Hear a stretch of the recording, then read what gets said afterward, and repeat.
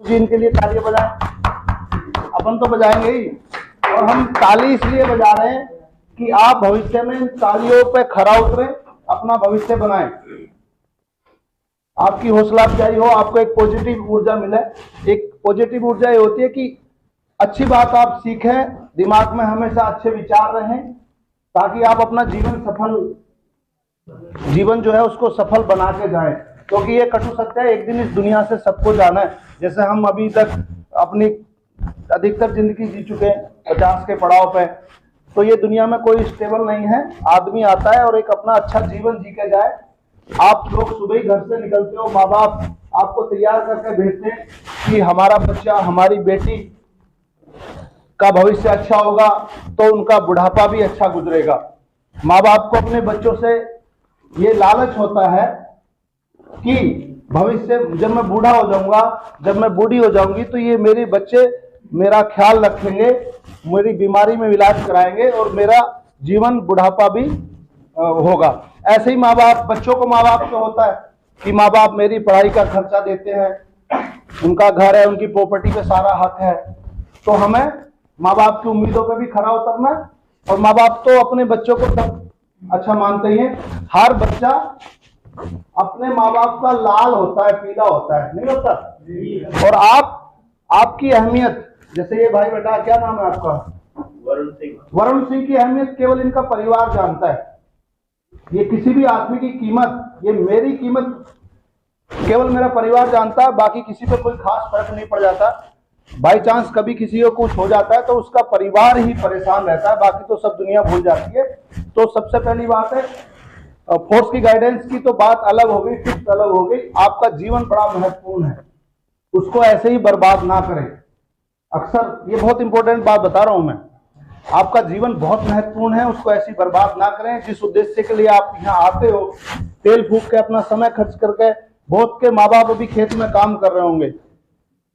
मेरे माँ बाप ने भी काम किया जब मैं आज से था, और अभी भी पापा तो बीमार है, अभी भी वो लोग घर में काम करते हैं। तो आपको उन्होंने टाइम स्पेयर करके यहाँ भेजा है, तो उनकी उम्मीदों पे खरा उतरो।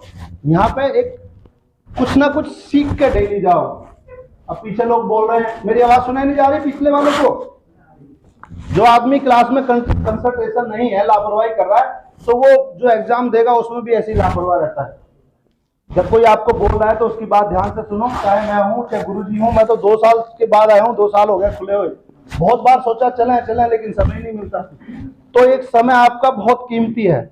आज के समय में सरकारी नौकरियां तो सब प्राइवेटाइजेशन हो रहा है। तो मैं आपको केवल एक बेल्ट फोर्स की बताऊंगा बात, ये पुलिस की जो तैयारी करते हैं उसके टिप्स दूंगा, उनको ध्यान से आप सुनना। पिछले वाले भी जो बोल रहे हैं, आपको एक बैठने का तरीका अच्छा होना चाहिए।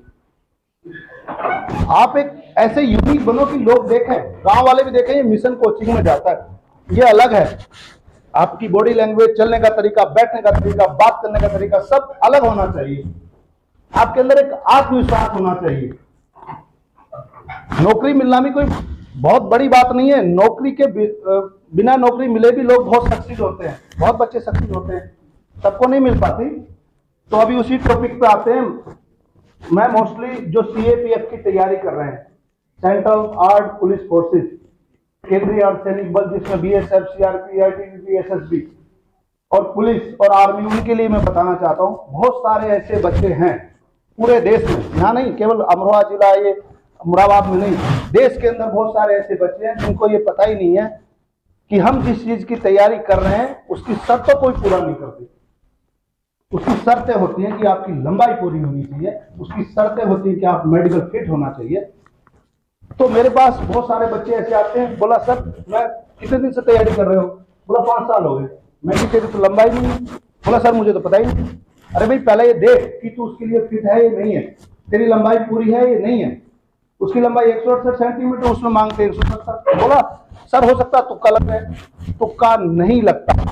जिसकी लंबाई 170 है, वहां पे जो बोर्ड में बैठे हैं, जो लंबाई नापने वाले होते हैं, वो सरकार के भी वफादार होते हैं, उन पर सबकी नजर होती है, गलत काम नहीं कर सकते। अगर आपकी लंबाई 170 है, थोड़ी बहुत 1-2 मिलीमीटर फालतू है, तभी वो आपको 170 देंगे, वो ऐसे भर्ती नहीं कर सकते। तो मेरा कहने का मतलब ये है, पहले इंश्योर करो कि आप सारी शर्तें पूरी करते हो। आपकी लंबाई पूरी है, बच्चों की जो और मेजरमेंट होता है वो पूरा है। और बहुत सारे ऐसे बच्चे हैं, लंबे भी हैं, तकड़े भी हैं, उनकी छाती भी पूरी है, लंबाई भी पूरी है, लेकिन वो मेडिकली अनफिट है। किसी की बाजू टेढ़ी है, ये जो बाजू का इसको कैरिंग एंगल बोलते हैं, तो बाजू टेढ़ी है तो भी यूपी पुलिस में तो चल जाता है, लेकिन जो आर्मी एयरफोर्स का मेडिकल बहुत हार्ड होता है, सीएपीएफ का भी हार्ड होता है, उसमें नहीं चलता। उंगलियां भी अगर किसी की टेढ़ी है, हाथ टेढ़ा तब भी नहीं चलता, बाजू टेढ़ी तो चलेगा ही नहीं। आपके कानों के पर्दे सही होने चाहिए, आंखों के 3 टेस्ट होते, नजदीक का, जैसे मैं नजदीक पढ़ ही नहीं पाता क्योंकि मोबाइल आके खा गया, दूर का और कलर विजन। उसके बाद आपकी नाक में मांस बढ़ा हुआ नहीं होना चाहिए, दांत आपके पूरे होने चाहिए। उसके बाद ओवरऑल बॉडी का एक स्क्रीनिंग होता है, उसमें ठीक ठाक दिखना चाहिए। कोई मेरे जैसा टेढ़ा मेढ़ा होता तो उसको भी नहीं लिया था, किसी का मुंह टेढ़ा, नाक टेढ़ी है, तो एक फोर्स में जो है ना वर्दी लगाता है, वहां पे एक अच्छे लोग ही भर्ती हो पाते हैं। तो पहले अपने आप को इंस्टॉल करना चाहिए। उसके बाद टांग में आ गए, घुटने नहीं मिलने चाहिए, इसको बोलते हैं नोकनी। और किसी की टांगे चौड़ी होती हैं वो भी नहीं होनी चाहिए। तो मैं बोल रहा हूं क्या बोलते हैं, किसी की टांगे ज्यादा चौड़ी होती है, एक तो वेरी वो हो गया, मतलब नोकनी हो गया, और बो लैग बोलते हैं उसको, वो ज्यादा चौड़ी होंगी ना, ज्यादा गैप होगा, बो लैग, वो भी अनफिट है। फ्लैट फुट नहीं होना चाहिए, चपटा पैर, वेरिकोज वेन नहीं होनी चाहिए। तो कुल मिला के 7-8 पॉइंट है, ये आप इंश्योर करो उनको कि हम वो शर्तें पूरी करते हैं, तभी पुलिस फोर्स की तैयारी करो। नहीं तो कोई भी कोचिंग, चाहे मिशन कोचिंग हो, फिर आप इनको कहोगे गुरुजी हमारे को नौकरी लगी, तो नौकरी कैसे लगेगी जब तुमने शर्तें पूरी नहीं करी भाई। पहले अपने आप को ये देखो कि मैं पूरी तरह ठीक हूँ, मेरी आंख में कोई कमी नहीं है, मेरे कान के पर्दे ठीक है, मेरा नाक ठीक है, दांत ठीक है, ओवरऑल बॉडी ठीक है, हाथ ठीक है, लंबाई पूरी है, घुटने तो नहीं मिलते, बो लैग तो नहीं है, वेरिकोज वेन तो नहीं है, फ्लैट फुट तो नहीं है, बहुत सारे टेस्ट होते हैं। तो इस चीज को ध्यान में रखकर तभी तैयारी करो। ये सब सीएपीएफ का बैच है, एसएससी जीडी का बैच है क्या? एसएससी जीडी वाले कितने बच्चे हैं जो तैयारी कर रहे हैं? एसएससी जीडी वाले कितने हैं? तो पुलिस में भी तो ये लंबाई मांगते हैं, 168 मांगते हैं यूपी पुलिस में, 168। हाँ नहीं, यूपी पुलिस में 168 मांगते हैं, एसएससी जो सीएपीएफ है उसमें 170 मांगते हैं, और जो क्लर्क हो गए, ट्रेडमैन हो गए, उसमें और कम मांगते हैं, एयरफोर्स में 165 मांगते हैं। क्या कह रहे हो? किसी को कोई सके खड़ा होकर पूछ सकता है, एनी डाउट?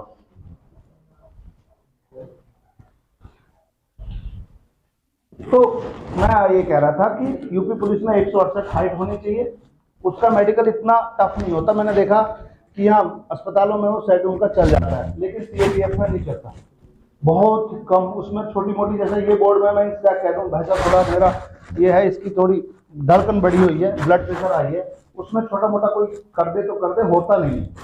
हमने 23 साल मैंने किया है काम, तो वहाँ पे कोई सिफारिश नहीं चलती, इसलिए। और आजकल एक सबसे बड़ी कमी है, सर कोई जुगाड़ हो तो बताओ, ये क्यों टेंडेंसी है आप लोगों की? मेहनत के आगे, मेहनत सबसे बड़ा जुगाड़ है, ईमानदारी सबसे बड़ा जुगाड़ है, मेहनत और ईमानदारी का कोई जुगाड़ नहीं है। तो आप लोग जो यहाँ आते हो, मैं आपका समय ले रहा हूँ, उसको यूटिलाइज करो, उसका सदुपयोग करो। बहुत सारी ऐसी घटनाएं होती है, मैं देखता हूँ, बड़ा दुख होता है, कोचिंग के लिए आ रहे हैं, पता नहीं क्या क्या कर रहे हैं, कुछ नहीं करना चाहिए। और कम से कम हेलमेट लगा के आओ, अपनी जिंदगी सेफ रखो।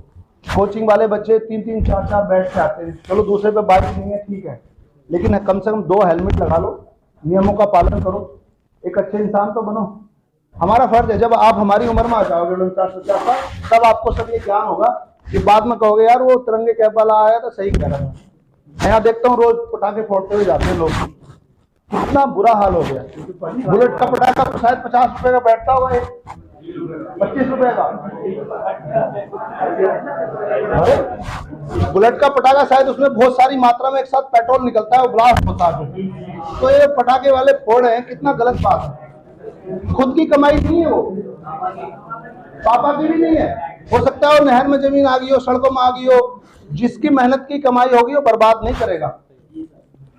पैसे को पढ़ाई में लगाओ, अच्छे शिक्षित बनो, और एक लास्ट बात है, हम जल्दी यहाँ पे वो लगाएंगे फ्री चेकअप कैंप लंबाई का, रमाबाई में उर्जी को बता दूंगा। तो आपको अगर कहीं समय मिलता है तो वहाँ फ्री आपकी लंबाई नाप दूंगा, भाई तेरी लंबाई कितनी है।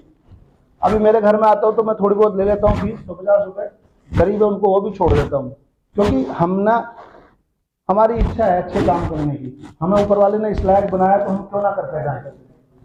एक आदमी को होना चाहिए, अगर आपको भगवान ने किसी अच्छे काम करने लायक बनाया है, आपको बोलना सिखाया, गुरु जी को बनाया था कि लोगों का भविष्य बनाओ, तो ये बना रहे हैं। अगर ना इस बनाया था इनको अच्छे काम कर लेके, अगर ये ना करें तो भगवान, अगर ये दोबारा जन्म होता है, अगर कोई शक्ति चला रही है तो अगली बार सोचेगा यार वो किसी को ऐसा मत बनाओ, इनको एक नॉर्मल आदमी बना लो। तो ऊपर वाले ने आपको जिस काम के लिए भेजा वो काम करके जाओ, अच्छे काम करके जाओ, अपने माँ बाप का नाम रोशन करो। बड़ी बड़ी दूर से आप आते हो, इसका यूटिलाइज करो इस समय का। और आवारागर्दी तो होनी ही नहीं चाहिए। मोटरसाइकिल पे स्टंट बड़ी बड़ी समस्या है। तो आज कहने का मतलब यही था, जो पुलिस फोर्स की तैयारी कर रहे हैं, सीएपीएफ की तैयारी कर रहे हैं, उनके लिए किसी भी गाइडेंस की जरूरत है, मास्टर साहब हैं, हम आपके साथ हैं, हम आपको गाइडेंस भी देंगे फ्री ऑफ कॉस्ट, जो मदद हो पाएगी, ईमानदारी वाली मदद, वैसी कोई मदद नहीं, आपको गाइडेंस सलाह देके ऐसे कर।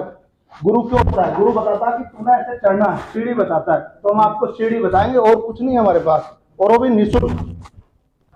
मेडिकल अगर कोई पहुंचता है मेडिकल तक, हम आपका फ्री मेडिकल कर देंगे। अगर किसी के पास पैसा बिल्कुल है ही नहीं, क्योंकि गुरु को थोड़ी गुरु दक्षिणा भी होती है, बहुत छोटी फीस लेते हैं हम, अगर किसी पे वो भी नहीं है तो वो भी माफ कर देंगे। और यहाँ कैंप भी लगाएंगे लंबाई नापने का, जिसको अगर कोई पुलिस फोर्स जाने का इच्छुक है वो अपनी लंबाई भी निकलवा सकता है। आज आने का उद्देश्य मेरा यही था कि मैं आप लोगों को टिप्स दूं, कम से कम एक अच्छी बात सिखा के जाऊँ। बहुत सारे लोग शायद मुझे कहीं मोबाइल में देखते होंगे, तो हाँ मुझे देखते होंगे, तो मेरा उद्देश्य यही रहता है कि सही की मदद हो, सच्चाई की मदद हो, और बुराई के हम खिलाफ रहते हैं। कई बार हमें प्रताड़ित भी होना पड़ा, लेकिन सच्चाई को छुपाया नहीं जा सकता। सच जो है धरती फाड़ के बाहर आ जाता है, और झूठ भी ज्यादा दिन नहीं चलता। मैंने देखा है बहुत सारे लोग गुमराह करते हैं, झूठ बोलते हैं, तो उसको छुपा नहीं सकते हो आप।